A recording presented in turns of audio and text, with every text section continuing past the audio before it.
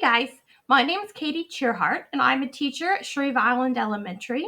I'm here to welcome you to the Google Intermediate course.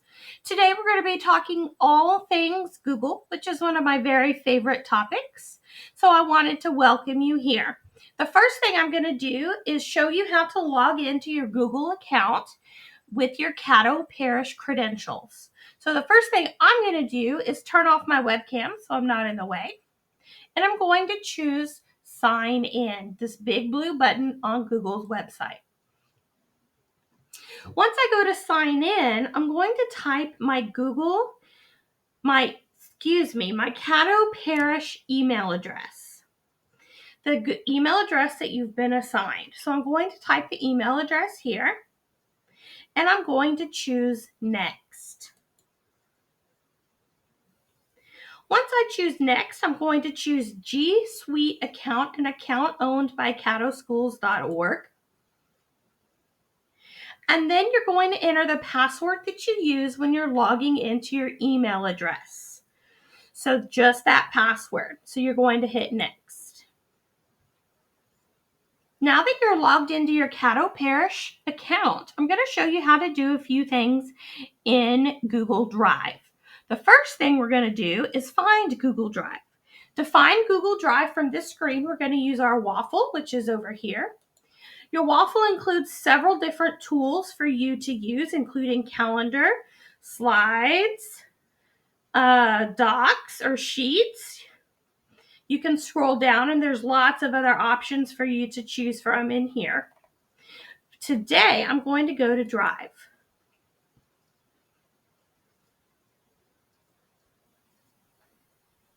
Once you're in your Drive, you'll see it looks just like this.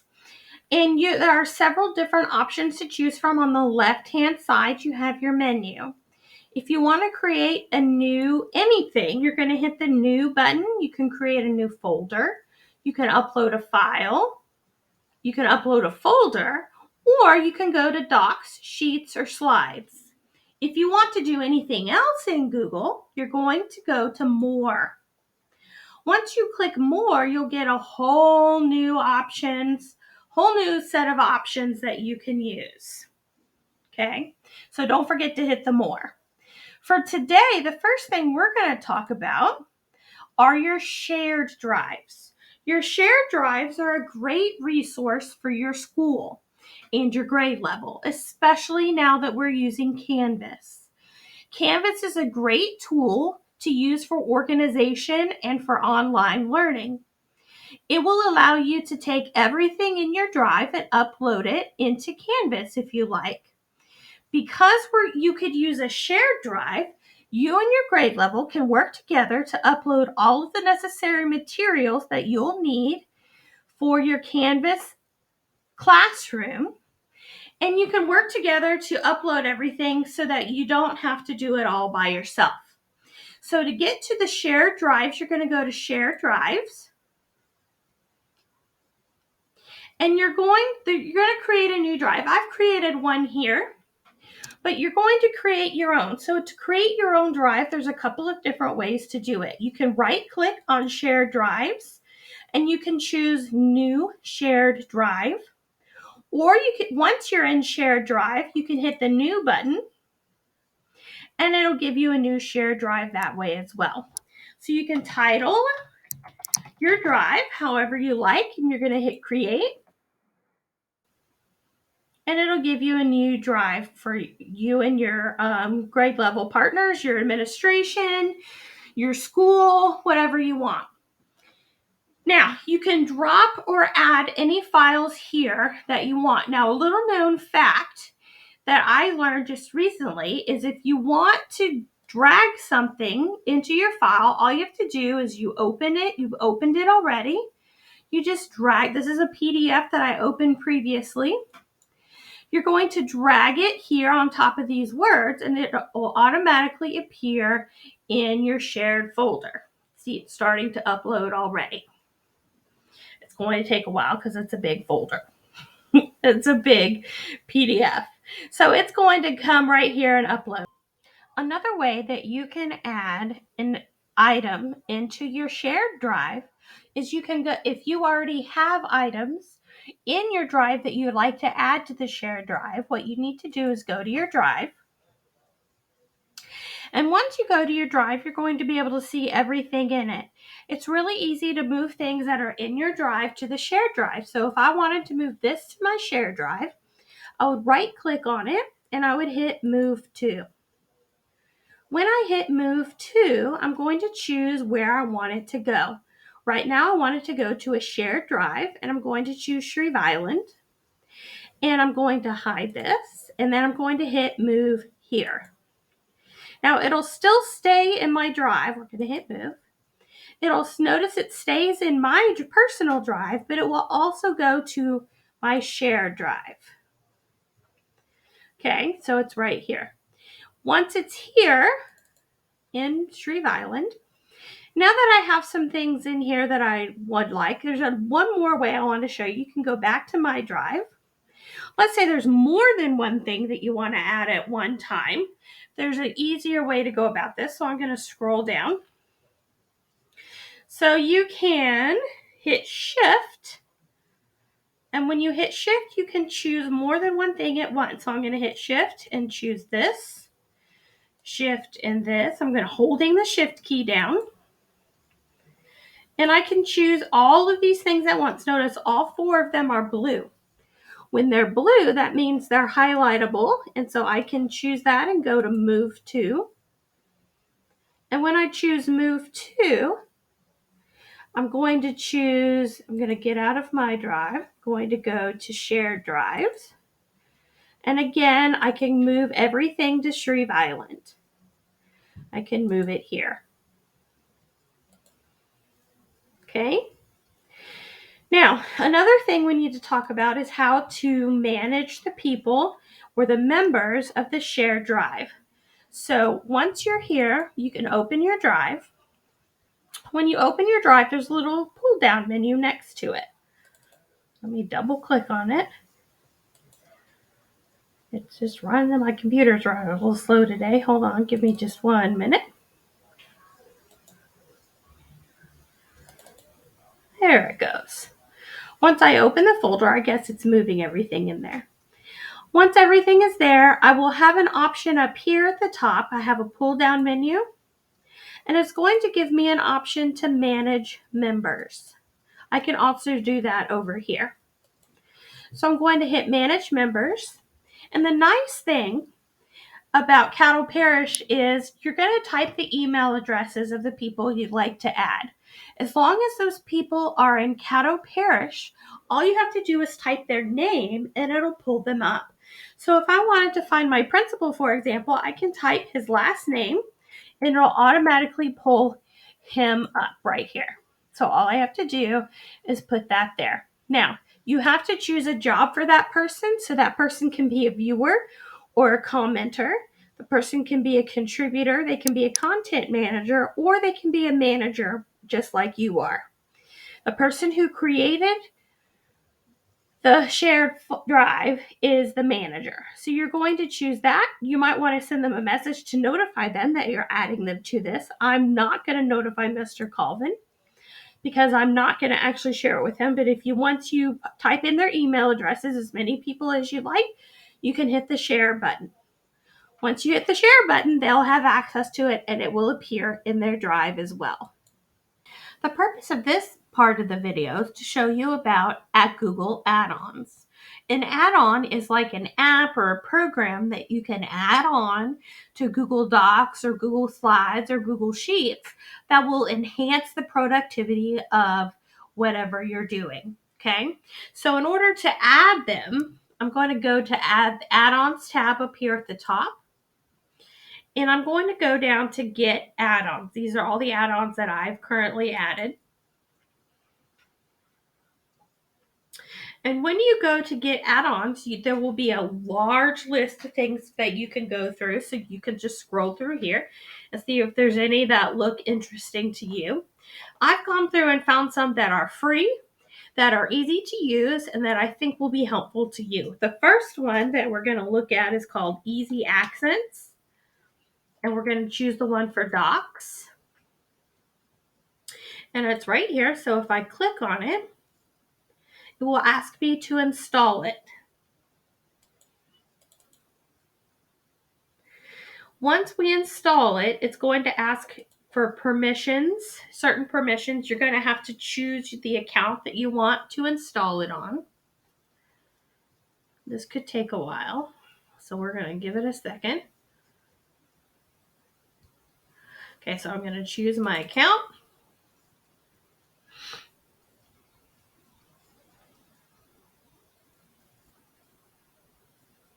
And it's logging me in, I can tell, because it's thinking up here on the top. So it's going to take just a second to pull it up. And it's going to give me the permissions that I have to accept in order to install the add-on. So these are the things that the add-on has to have access to in order to work.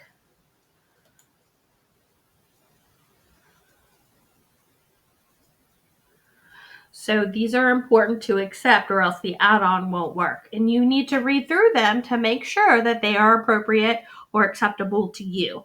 So it's going to view and manage documents in this application. It's going to connect to an external service and display and run third-party web content in prompts and sidebars inside Google applications. So I'm going to hit allow. And it's thinking again. And once I hit allow, it's going to automatically install this add-on. So anytime that I want this add-on now, I don't have to install it again. All I have to do is go under the add-ons and find it. Okay, so now that I'm here, this is the only one I'm going to install. I'm just going to show you some other ones, but this is the only one I'm going to install to show you how it works. So you're going to go under add-ons. We're going to hit done. So let me get out of this.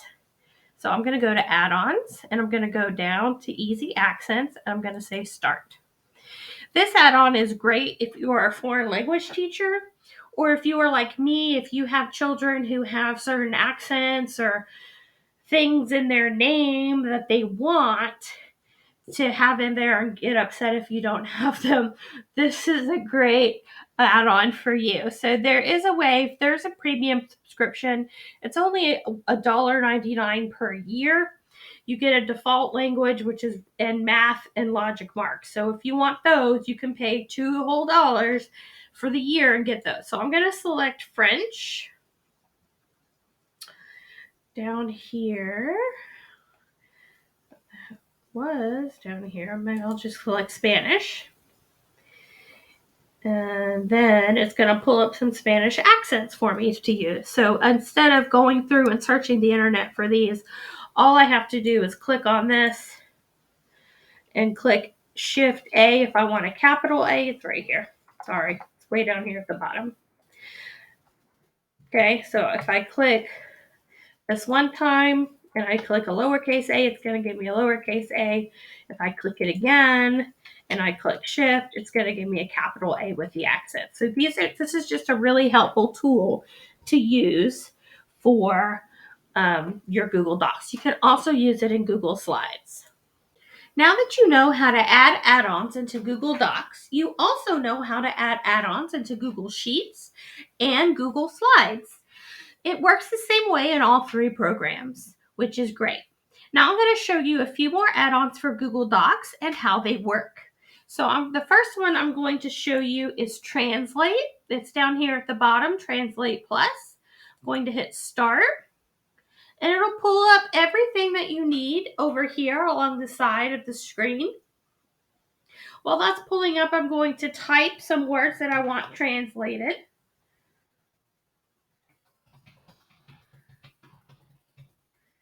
If my computer will catch up with me, there it is.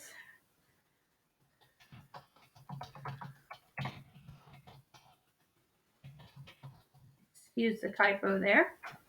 So I'm going to highlight this and I'm going to hit translate. This is great if you're a foreign language teacher or if you have families that are non-English speakers. You can change the language that you want it translated to into tons of different languages.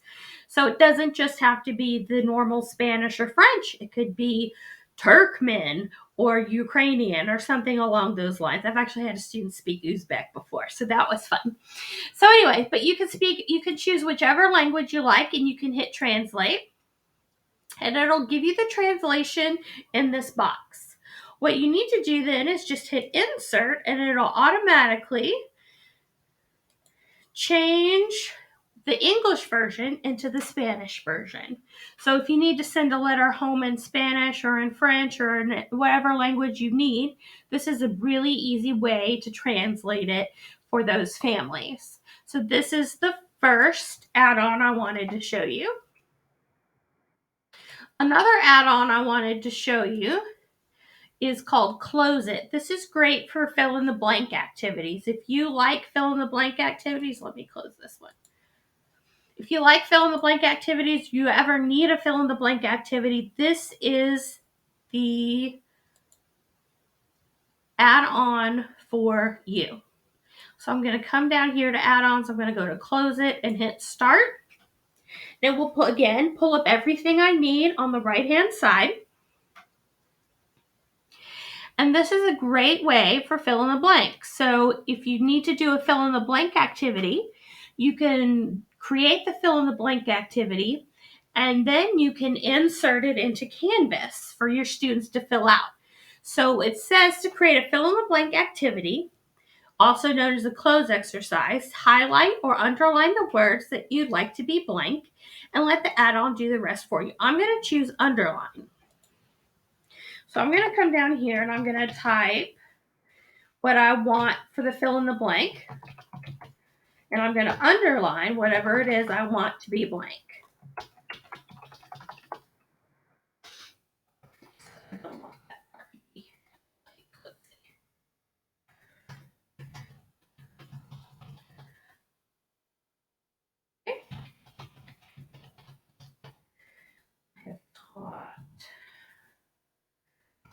I really wish this would keep up with me.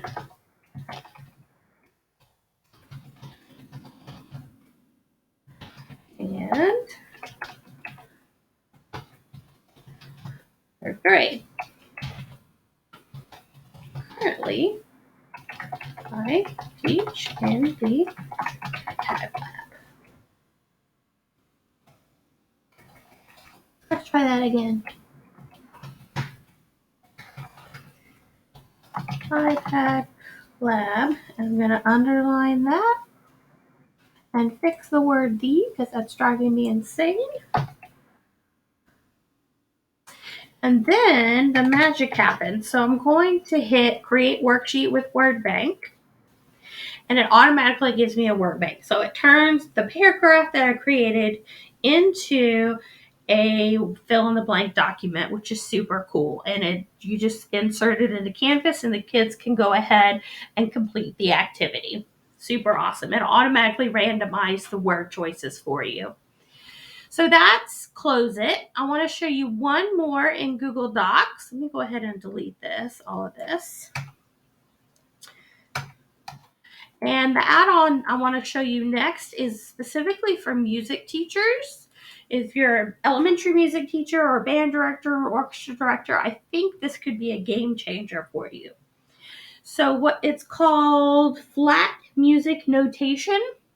So you can choose, so you can find it in the add-on store. You can go there. So you could choose however you want your music to look. This would be great for creating a test or a quiz in a music class.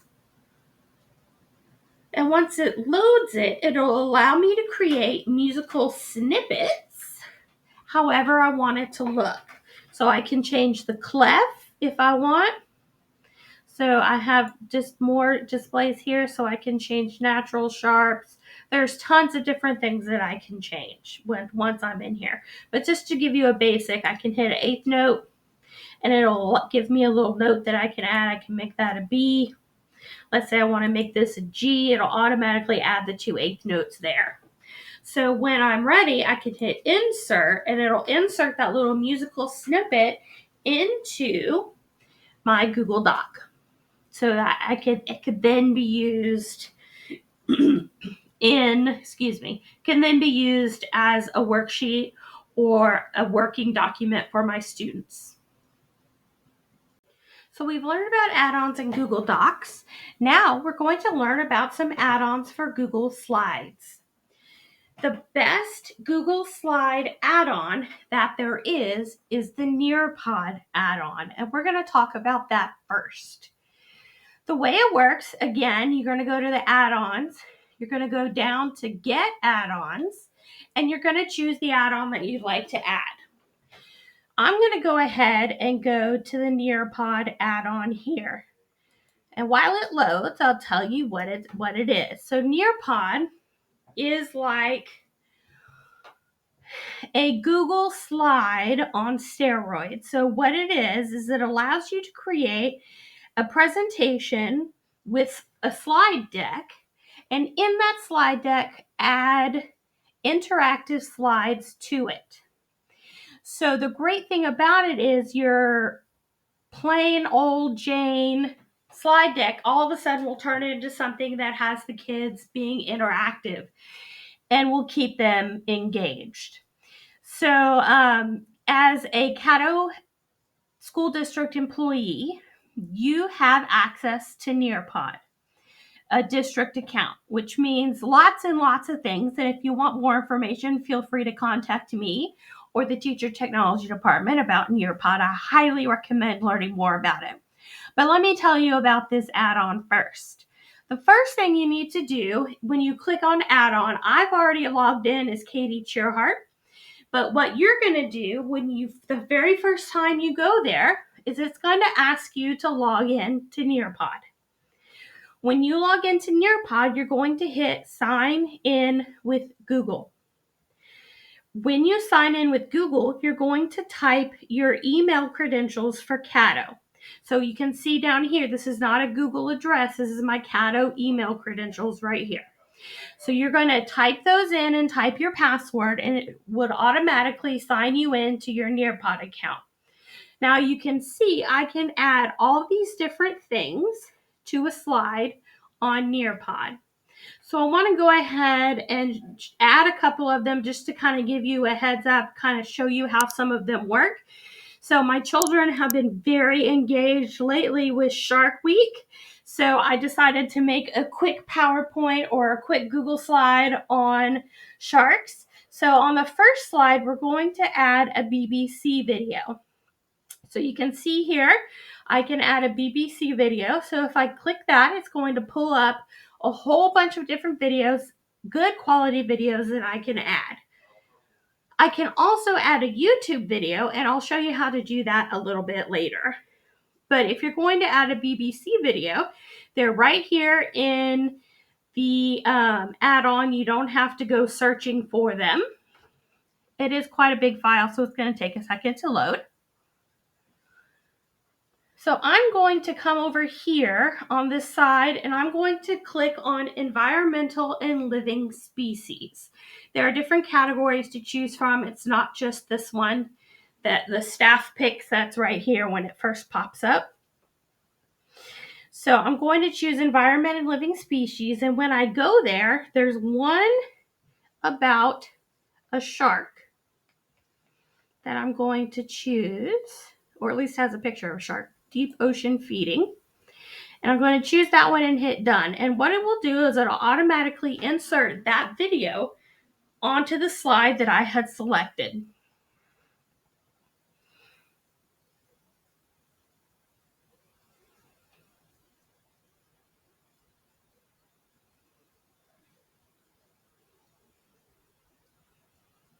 It's still thinking, so we'll give it just a second. And then the video is here in our Google Doc, or Google slide, excuse me. So I have little notes on each slide to where I want each one. So I'm going to go ahead and delete this one. I'm right clicking on the slide and I'm going up to delete. Now on the next slide, I want to add a poll. Do you like sharks? So I'm going to scroll down here and I'm going to go to a poll right here. And when I add a poll, I can ask a question, a yes or no question, a true false question, an ABCD question. I can ask all sorts of questions. And this just get a really quick response about how my students are understanding the content. So my question was, do you like sharks? Question mark. Answer yes or no. I can add a video here, or I can add a picture or audio instructions. Okay. So these are some great tools that I can use. I can also add a timer if I want to make sure my kids are doing this in a timely manner. So once I hit save, it will automatically insert that poll onto a slide in Google Slides.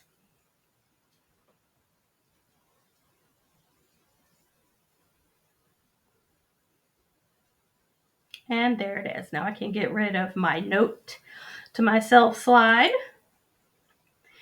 Now, the next slide is an open-ended question. What would you do if you encountered a shark in open water?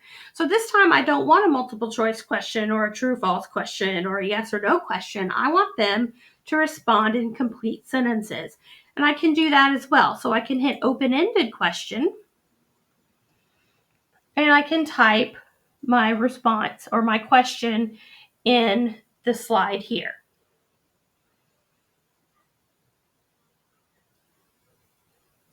Sorry, my computer's so slow. Okay. What would you do if you encountered a shark in open water? Encountered a shark in open water. And again, you can add media, you can add a video or audio instructions. And what's nice about this is you can enable student audio recordings. So they can, instead of typing a response, they can record themselves giving a response. A note, this does not work on iPads, but it only works on Chromebooks and computers. So just be aware of that. It's still in beta. So you could also add a timer here as well. Let me add a question mark. There we go. Okay, so I'm going to hit save and it's going to insert that one onto a slide for me.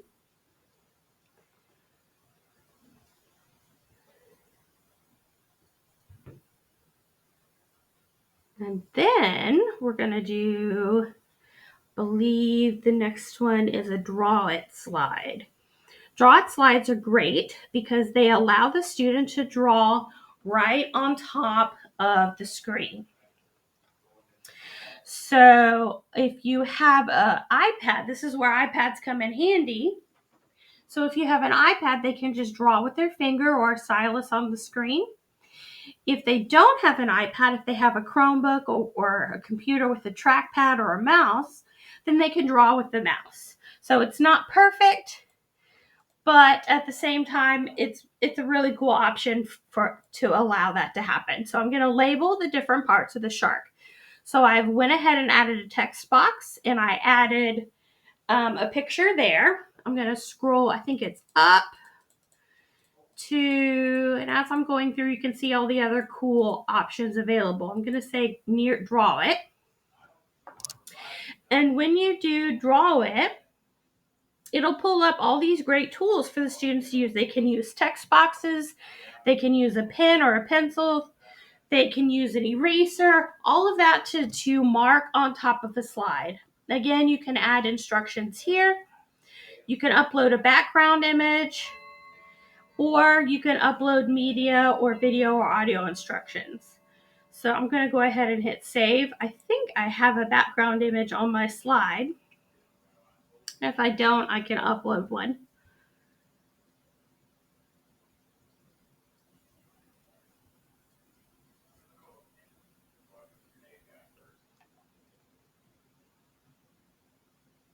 Okay, so this is just a plain slide. So if I wanted an image, I would have to go ahead and upload it. So to do that, click on the slide to edit it.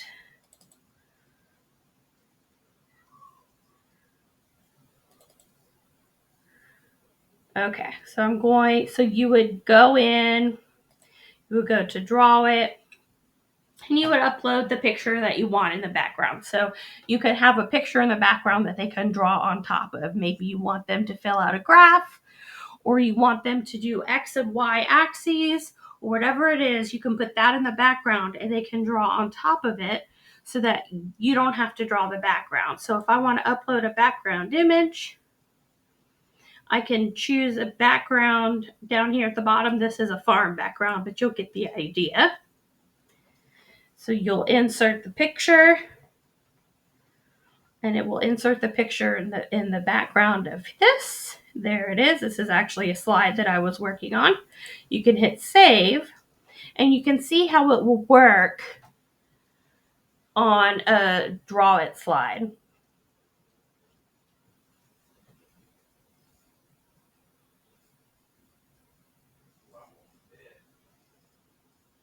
Okay, so that's going to load. Okay, then it's going to load the picture on top of it. There's the picture, and it's a draw it slide. So I'll show you how that looks in just a minute once you get in there.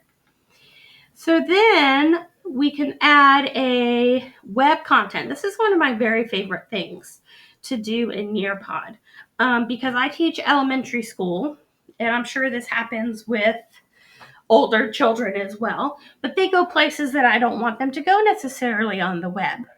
So Nearpod is a very easy way for me to control what websites they have access to. So I can put 3 or 4 different slides in a Nearpod and have them access to different websites, and they can access the websites through Nearpod as opposed to just having to type in each different website or make a mistake. Or I can have kindergartners do a Nearpod and they can open the slide of a website that I want them to go to without having to type anything in. It's very handy. So I've pulled up a website over here while that loads of great white sharks. It's kid friendly. So I'm going to highlight the web address and I'm going to right click and I'm going to choose copy. When I copy it, it's going to ask me to paste that web address onto the screen right here in this box that you can barely see, but it's right there. So you're going to plug this website in.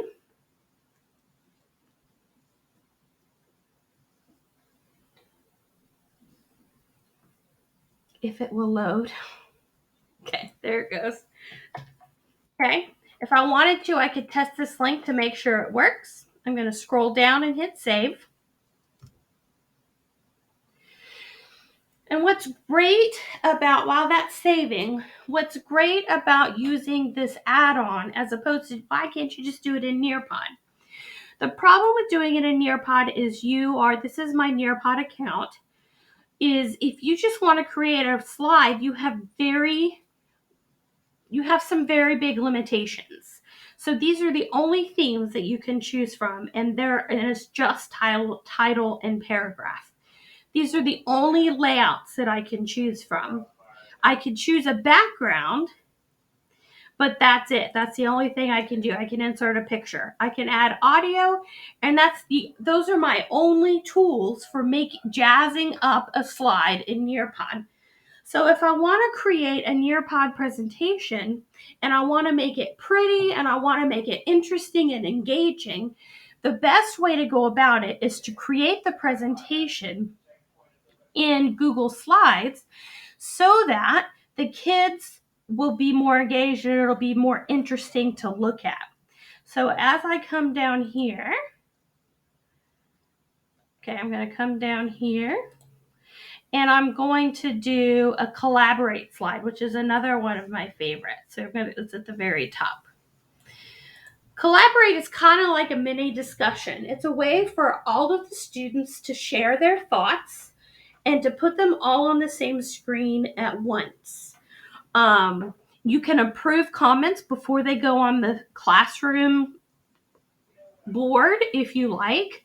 And that's what I always do. I always want to make sure that the comments that I approve are appropriate, that they are, what's the word I'm looking for?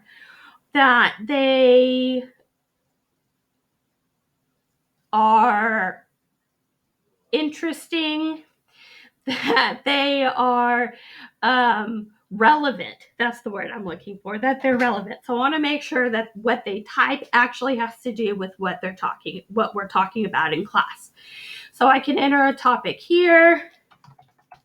I can enter a question or a description, and then they'll be able to add their own things. I can change the background however I want. I can hit save. Okay. So when I'm done with all of this, I can save it to Nearpod, and I'll show you how to do that in just a minute.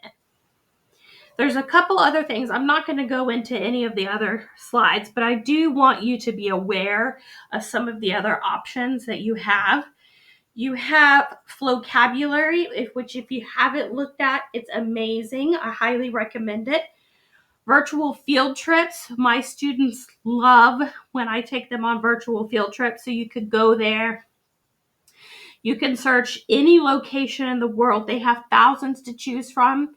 So for example, my students were learning about a swamp. Many of them had never seen a swamp. So I took them on a virtual field trip of a swamp and of a marsh so that they would have some idea of what we were talking about when we were talking about some of the different locations in Louisiana. There's Flipgrid automatically embedded into Nearpod. There's fill in the blanks. There is a graphing calculator if you need that for math. There's matching pairs. There's Nearpod 3D, which is not one of my favorites. Memory test, PDF viewer, PhET simulations, which are great for science. You can input slideshows within a slideshow. There's a time to climb, which is kind of like a game that they can play, that they race to the top of the mountain.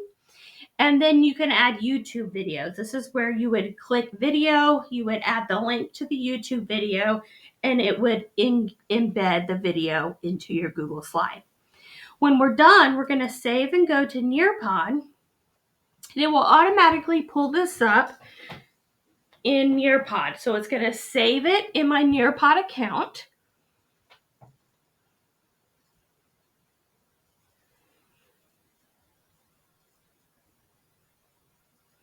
And when I open it in Nearpod, I'll have two options. I can do student or I could do live.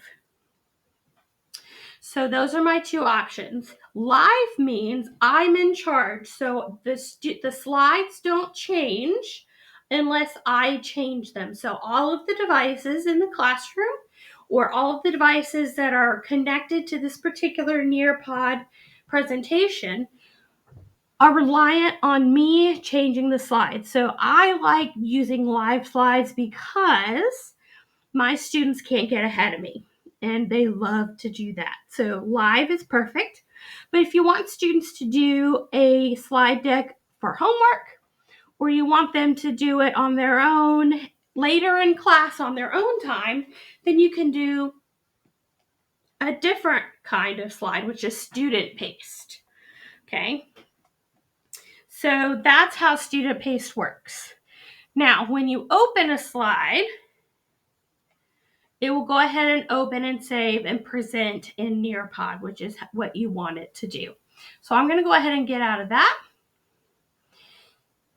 and show you some more slide add-ons. Before I move on to some other add-ons, I wanted to fix one thing that I said earlier, and I couldn't figure out why this background wasn't on my Draw It slide. And that's because I didn't say convert to Draw It. So I can put anything I want in the background and I can say convert to Draw It. And what it will do is it will put whatever it is that I put on the screen in the background on the slide. So, and then the students can then draw on top of that. That's what I was thinking of it would do before, but I didn't hit convert to Draw It. I just added that farm slide in the background, which I didn't really want. I really wanted there to be a shark and I wanted the students to be able to label it. And this way they'll be able to draw on this picture of the shark no matter what I put in the background. So I just wanted to fix that before we moved on. The next Google add-on we're going to talk about is Slido. I just found out about this particular one, and it's a lot of fun. It's kind of like Nearpod in the sense that it allows your Google slide deck to become more interactive, but it's a little bit different in the fact that you don't have nearly as many options, but you do have one option that you don't have in Nearpod. So that's why we're going to go over this. When you're presenting a slideshow with Slido, it's important that you hit this button, present with Slido, as opposed to this button up here. We don't want to present it in Google Slides. We want to present it with Slido. So we're going to do here. And what's really nice is the audience on their own phone or their own Chromebook or their own computer or on their own iPad is going to log into slido.com, and they're going to type the code that's on the screen. Once they type in the code, they'll be able to interact with you by asking questions or answering polls or completing quizzes as well. They also have an option to do a word cloud, which is pretty cool. If you're not sure what a word cloud is, I'll try to do one here in just a minute. But so this is going to pop up here in just a minute, and it's going to present. Okay, and so this is the code they would type on slido.com. Okay, so we're going to come down here to the next slide. And this is a question and answer. So I'm allowing students to go ahead and they can ask questions. And the questions that they ask will pop up on the screen.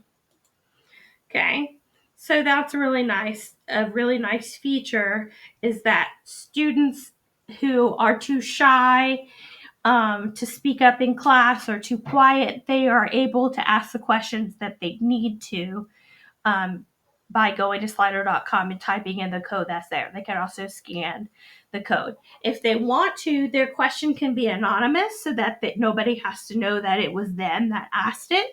So that's also a nice feature. When we go to the next slide, it's going to be I believe it's a question, and I believe it's an open-ended answer. And it's not moving on. Let's see. Okay. Oh, there it is. It says, what is your favorite shark? It did move on. So it's an open-ended question for students to answer. And then the last one I had is a multiple choice quiz for them to fill out.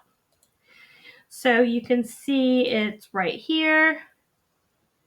And the question will pop up on their devices so they can see. And here's the quiz question and the answers right here that popped up.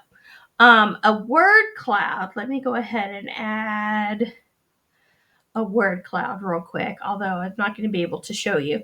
A word cloud is when all of the answers pop up in a cloud of words.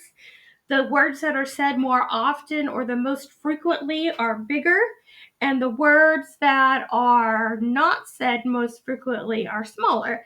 So let me go to google.com. Let me see if I can pull up a picture of a word cloud for you real quick.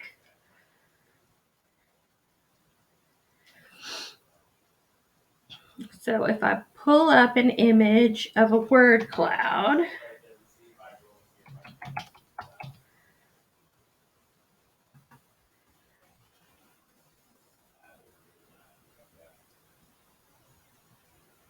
it'll show you an image just real quick. I just wanted you to see what one was. So, because you can create these using Slido as well.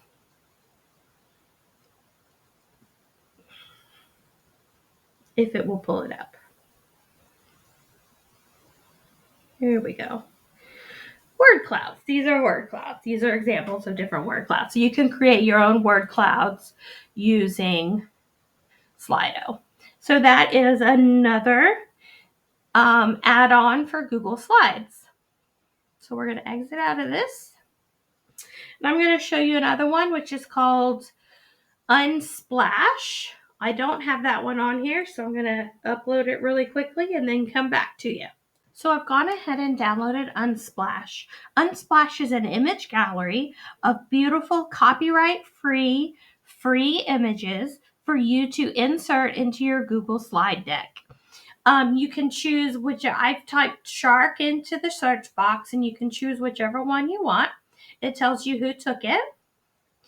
And then you can go ahead and insert that picture into your slide deck. It's a really great way to brighten up your slides. Okay, so now we're going to talk about my very favorite thing in Google, which are Google extensions. I first learned about Google extensions several years ago, and when I first learned about them, I thought that my life had changed. These things are amazing. So I'm going to show you about a few of them that might be helpful to you as a teacher. So the first thing I'm going to do is show you how to download an extension and where to find it once you download it. So the first thing you do is you're going to search Chrome Web Store. When you go, so you're going to go to google.com and search Chrome Web Store, and you're going to find this page.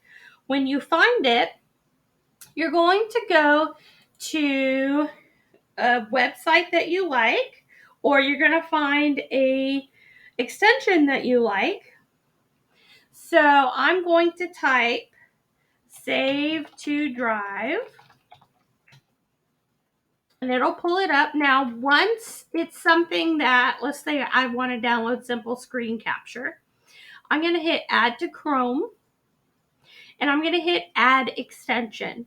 I'm going to cancel this because I don't want to download this extension, but if I did, I would hit Add Extension, and it would download it, and it would appear up here in the top bar next to my address bar. All of my extensions are here. If I have too many, they start appearing over here as well.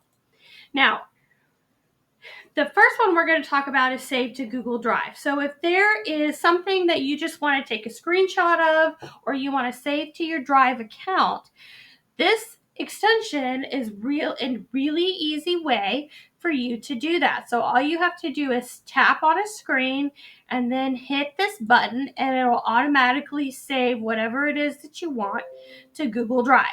Okay, you have to authorize it first, and I'm not going to do that right now, but you understand the way this works.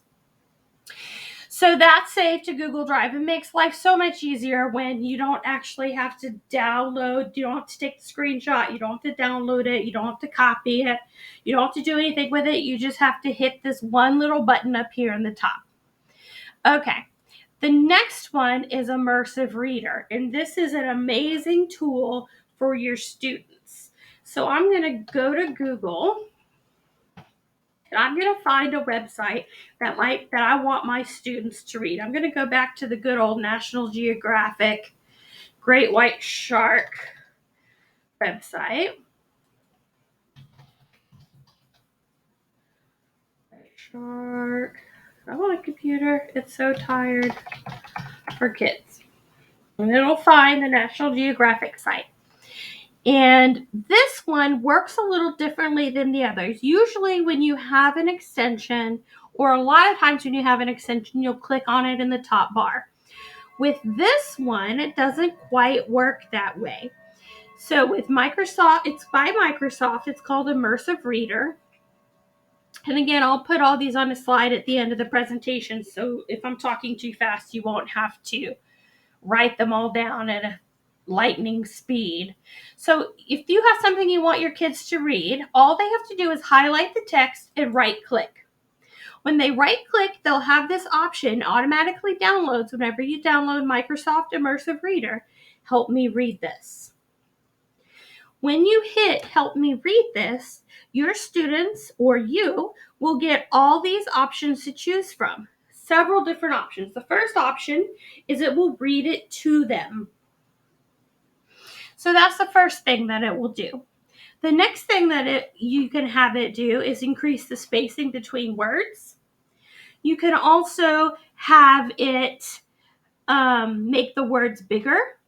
You can change the background color of the word. So if they have a visual impairment and maybe they see best on a blue background, you can change the background for the words. You can also have so I have certain things set on here. So I can play it so it'll read it. At birth, a baby great white shark is already about 5 feet. And it reads it in a voice that the kids can actually understand. It's not too techy. If I click these double A's up here on the top, it gives me some more options. So I can change the text size. I can increase the spacing, which right now it is. Let's move that a little smaller. And I can change the font. This is where I can change the background and get more colors. This is what I have syllables done, so I can take that off. And these purple words are nouns because I've turned that on. It's showing me what all the nouns are. And this is pretty amazing. It shows line focus. So if you have a student who has trouble focusing, this is a great way for them to be able to focus on one line of text only. You can also do 3 lines of text as well, or 5 lines of text as well. You can also translate the entire document or just specific words into one of a bajillion different languages. A bajillion is not an official number, but there are many different languages for you to choose from. So let's say I want this document to be in Arabic. I can make this document be in Arabic for my students to read. So if I have a student that's just transferred from a different country or just moved here, this is a great way for them to still learn the content that I want them to know, but learn it in their home language. So this is a great tool. You can also, if there's something that you want parents to read, this is something that is a great option for them as well. So this is Immersive Reader. Another great Google extension is Screenshot Master. So I'm going to come onto this page and I'm going to hit Screenshot Master. It's this one right here. You can take a screenshot using your keyboard. We know that, and if you don't know that, you can. But this makes it so much easier and so much more beneficial. So let's say I want a screenshot of this square only. I don't want the whole page. I just want this square. This extension allows that to happen. So I can click on it, except it won't allow me to do it on that page because I keep forgetting, because that's probably copyrighted. But let's say I just want this slide. I can take a screenshot of just this slide and it will pull it up in a whole new window and give me these great options. So now I have these options that I can crop it. Let's say I didn't want all of this. I just wanted this part. I can crop it out. I can add text on top of what I've already written. I can add arrows. So if I want to point something out to somebody, I can add arrows and I can make them thicker. I can also add lines and I can add shapes, circles, or squares as well. I can then copy that, what I've just created, or I can download it as a PNG or a JPEG. So this gives me tons of different options and it's super, super easy for me to do as an extension as opposed to using the keyboard to make a screenshot. Another great one is Rainbow Color Picker. So I'm going to come back to this website and this slide, and I'm going to choose Rainbow Color Picker. And I'm going to pick a color from this web page. Let's say I want, actually, let me undo that real quick. Actually, yes, let's do it. So I want this color right here. What color do I want? This yellow color. So I'm going to click on that color and it automatically gives me a hex code. A hex code is a special code given to every color of the rainbow. So let's say I want to fill in this box with that color yellow. So now I can go to custom. Instead of choosing one of the colors that were already there, I can hit paste, and it will paste in the specific hex code for the color that I want. So I can pick any color. I can even change it here however I want. But now I can fill in that box with the exact same color yellow as this little picture up here. So I can do this gives me a lot of different color options as well. Another great tool is Screencastify. This is a great teaching tool. This one is great for teachers, for students as well, but really for teachers to create videos showing directions or videos showing things that you want students to do. I'm using it right now, as a matter of fact. That's why I'm not clicking on it, because it'll stop recording. But what's great about Screencastify is that it will save the video that you create directly to Google Drive. So you don't have to worry about saving it to your computer. It'll automatically save it into your Google Drive. So what happens is it will record everything that's going on your screen, including your voice. You can have the option to use a webcam if you like. So a lot of the teachers at Shreve Island used Screencastify last year, especially when we went to online learning to do read alouds. They were able to hold the book with the webcam and show students and read students the book that they wanted them to hear. So a lot of them did bedtime stories that way. So Screencastify is a wonderful extension. It is a great tool. Your students can use it as well. If you want for them to use it to record videos for you, demonstrating their knowledge, then they can use Screencastify as well. Let me see. Ginger is another one. Ginger is a great tool to use, especially in email. So what Ginger is it is a spell check, grammar check program. It will automatically spell check and grammar check everything that I do whenever I'm online. So especially in email, which doesn't already have a grammar or spell check. So you can see down here in the corner, it has the 1 because it's found one mistake. So if I click on it, it should change it for me. There it goes. And it went ahead and changed the word for me. So all I have to do is click on my mistake and it will automatically change it for me. So that's Ginger. I don't have to do anything to make Ginger work. Once it's downloaded, it automatically works all by itself. It's spectacular in that way. So those are some really great tools. I also have a Bitmoji. If you want to have some fun, especially with your Canvas homepage, you can download the Bitmoji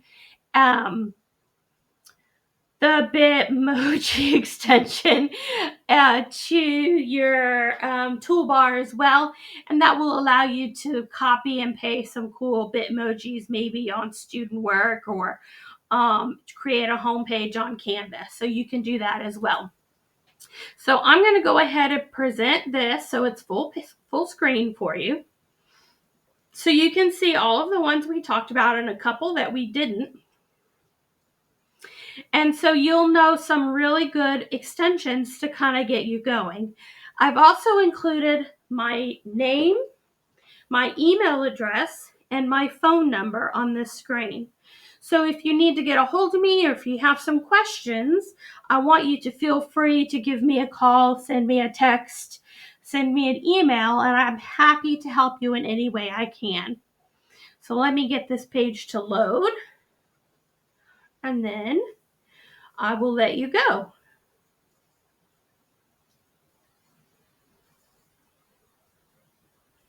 So here's my information. Here's some of the extensions that we talked about. Thank you for coming, and I hope you learned a lot. Don't forget to take the quiz at the end of this video.